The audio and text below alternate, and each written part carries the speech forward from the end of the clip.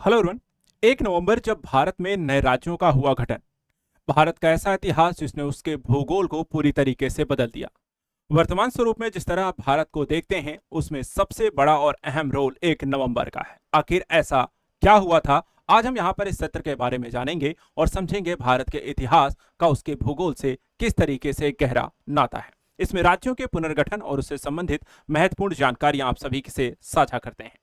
सबसे पहले देखिए, 1 नवंबर जो है इसे भारत के राज्यों के स्थापना दिवस के रूप में जाना जाता है और इसलिए आज की जो तिथि है वो बहुत ही महत्वपूर्ण हो जाती है।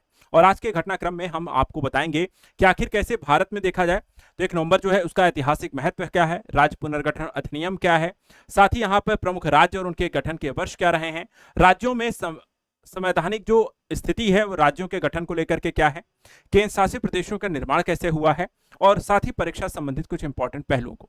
सबसे पहले 1 नवंबर का ऐतिहासिक महत्व यह है कि यह भाषाई आधार पर राज्यों के पुनर्गठन का दिन बनता है।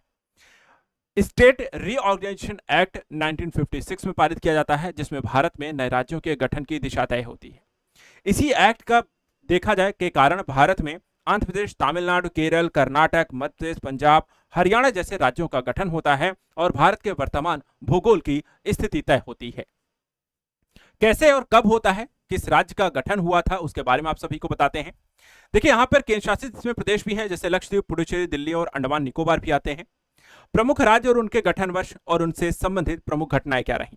सबसे पहले मध्य प्रदेश, जिसका गठन 1956 में हुआ। इसे भारत का हृदय प्रदेश भी कहा जाता है, जिसे 4 प्रांतों को मिलाकर के बनाया गया। दूसरा इसमें हरियाणा है, जिसे 1966 में पंजाब से अलग करके भाषाई आधार पर गठन किया गया था। तीसरा जो है छत्तीसगढ़, जिसे सन 2000 में मध्य प्रदेश से प्रशासन के आधार पर अलग किया गया था, प्रशासनिक सुधार को ध्यान में रख करके। कर्नाटक का गठन 1956 में हुआ, जिसे पूर्व मैसूर राज्य और कन्नड़ भाषी क्षेत्रों को मिला करके कर्नाटक को बनाया गया। केरल की बात करें तो 1956 में से त्रावणकोर, कोचीन और मालाबार के क्षेत्रों का विलय करके एक नए राज्य का स्वरूप दिया जाता है। आंध्र प्रदेश की बात करें तो 1956 में तेलुगु भाषी क्षेत्र के आधार पर भारत का पहला राज्य बनता है और एक नए राज्य के गठन के तौर पर इसको भाषाई आधार पर स्वीकृति मिलती है। पंजाब की बात करें तो हरियाणा से अलग 1966 में पंजाब हरियाणा एक दूसरे से आपको 2 राज्यों के तौर पर स्थापित हो जाते हैं। कृषि और संस्कृति का एक केंद्र बन जाता है पंजाब। तमिलनाडु जो है 1956 और 1968, 56 में देखा जाए तो मद्रास प्रेसिडेंसी के तौर पर इसका गठन होता है और बाद में इसका नाम यहां पर बदल करके तमिलनाडु किया जाता है।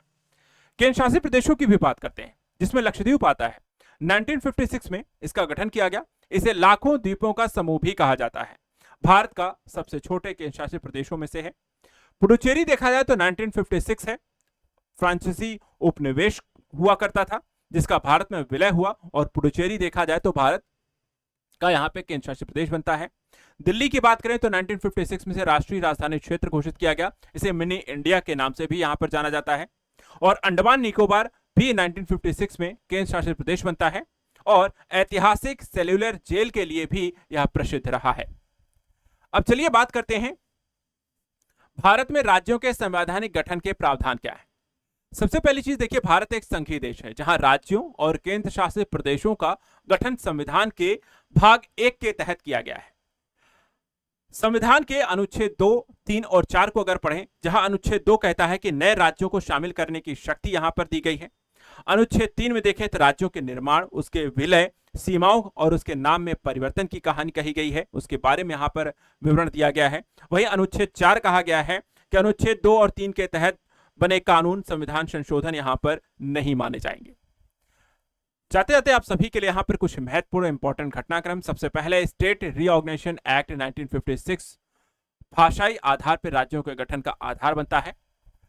पंजाब और हरियाणा एक दूसरे से अलग होकर 1966 में 2 राज्य बनते हैं।